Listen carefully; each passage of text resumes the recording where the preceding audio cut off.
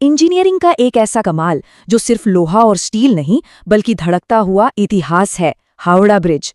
आज हम लोग इसकी लगभग 150 साल पुरानी कहानी में उतरेंगे। एक ऐसी कहानी जिसमें कई हैरान करने वाले मोड़ हैं। तो कहानी की शुरुआत ही एक बड़े अजीब सवाल से होती है। एक ऐसा ढांचा जिसपे वर्ल्ड वॉर 2 के बमों का भी असर नहीं हुआ, वो आज एक बहुत ही मामूली सी दिखने वाली चीज से कमजोर पड़ रहा है। वो चीज क्या है? चलिए पता लगाते हैं। जरा इस बात पे गौर कीजिए। एक तरफ हैं जापान के बम वर्ल्ड वॉर 2 के टाइम के, और दूसरी तरफ पान और गुटखे का थूक।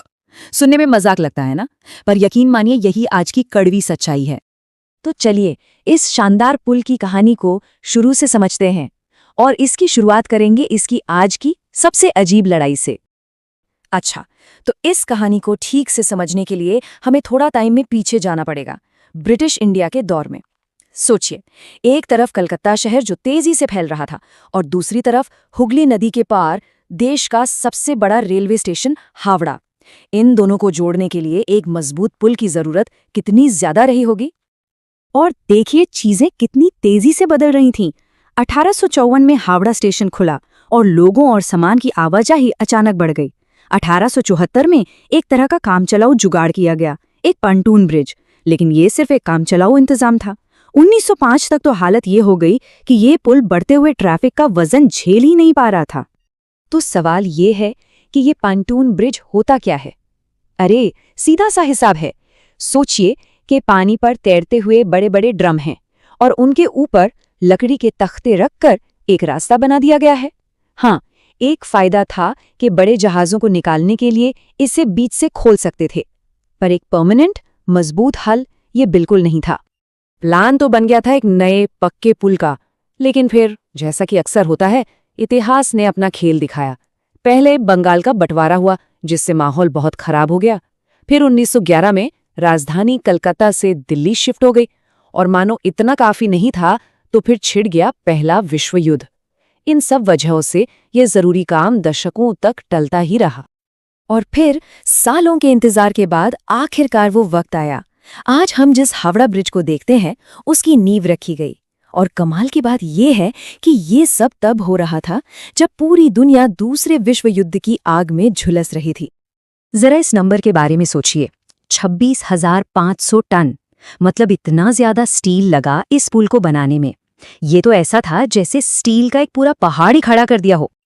अब सवाल यह है कि इतना सारा स्टील आया कहाँ से, वो भी जंग के माहौल में। हुआ ये कि वर्ल्ड वॉर की वजह से ब्रिटेन से सप्लाई तो आनी बंद हो गई। तब सामने आई भारत की अपनी कंपनी टाटा स्टील। यकीन मानिए, इस पुल में लगा करीब करीब 89% स्टील टाटा ने सप्लाई किया था। और हाँ, ये कोई मामूली स्टील नहीं था, ये था हाई टेंसाइल स्टील। मतलब एक खास तरह का सुपर मजबूत स्टील जो बहुत ज्यादा वजन झेलने के लिए ही बनाया गया था। और एक और हैरान करने वाली बात बताऊं, इस पूरे ब्रिज में एक भी, जी हाँ, एक भी नट बोल्ट नहीं लगाए। पूरा का पूरा ढांचा रिवेट से जोड़ा गया है। मतलब स्टील को गर्म करके छेदों में डालकर फिर उसे पीट कर फिक्स किया गया। उस जमाने की इंजीनियरिंग का क्या कमाल का नमूना है ये। इसे बनाना कोई आसान काम नहीं था, खतरे हर कदम पर थे। एक किस्सा सुनाते हैं। एक बार जब नदी के नीचे नींव के लिए खुदाई चल रही थी तो एक बहुत बड़ा हिस्सा अचानक से धंस गया। झटका इतना जबरदस्त था कि पास में लगे भूकंप मापने वाले यंत्र ने उसे एक भूकंप की तरह रिकॉर्ड कर लिया। सोचिए क्या क्या मुश्किलें झेलनी पड़ी होंगी इसे बनाने वालों को। अच्छा, इतनी मेहनत और इतने खतरों के बाद जब ये पुल बनकर तैयार हुआ तो लगा होगा कि इसका उद्घाटन बड़े जोर शोर से हुआ होगा, है ना? पर ऐसा कुछ भी नहीं हुआ। उस वक्त वर्ल्ड वॉर 2 चल रहा था और जापान की तरफ से हवाई हमले का डर लगातार बना हुआ था। तो बस बिना किसी फंक्शन या जश्न के चुपचाप इसे आम ट्रैफिक के लिए खोल दिया गया। तो कहानी घूम फिरकर वहीं आ जाती है जहां से हमने बात शुरू की थी। एक ऐसा पुल जो जंग के साये में पैदा हुआ, वो आज किन मुश्किलों से गुजर रहा है, और ये मुश्किलें पहले से बहुत अलग हैं।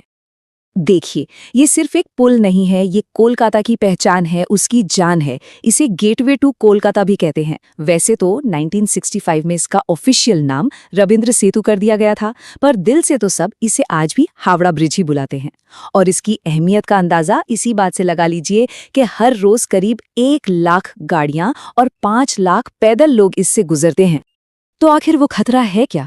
सेंट्रल फोरेंसिक साइंस लैब के एक एक्सपर्ट ने बताया कि ये जो पान और गुटखे का थूक है, ये सिर्फ गंदगी नहीं फैलाता, ये स्टील के लिए एक धीमे जहर जैसा है। सच में ये केमिकल अटैक की तरह है जो स्टील पर एसिड जैसा असर करता है।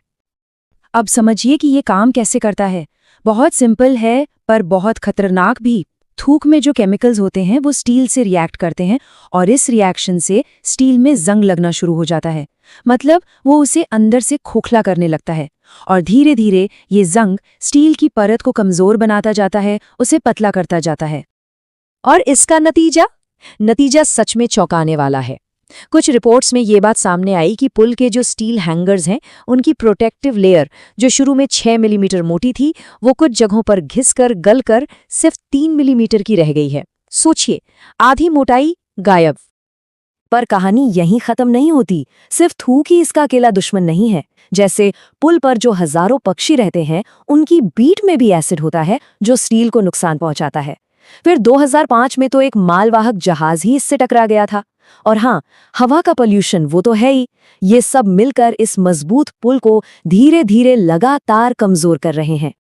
तो अंत में बस यही एक सवाल बचता है, एक ऐसा आइकॉनिक स्ट्रक्चर जो दुनिया की सबसे भयानक जंग झेल गया, क्या वो हमारी रोज की छोटी छोटी आदतों को झेल पाएगा? ये सवाल सिर्फ एक स्टील के पुल का नहीं है। ये सवाल इस बात का है कि हम अपनी ऐतिहासिक धरोहरों की कितनी कद्र करते हैं।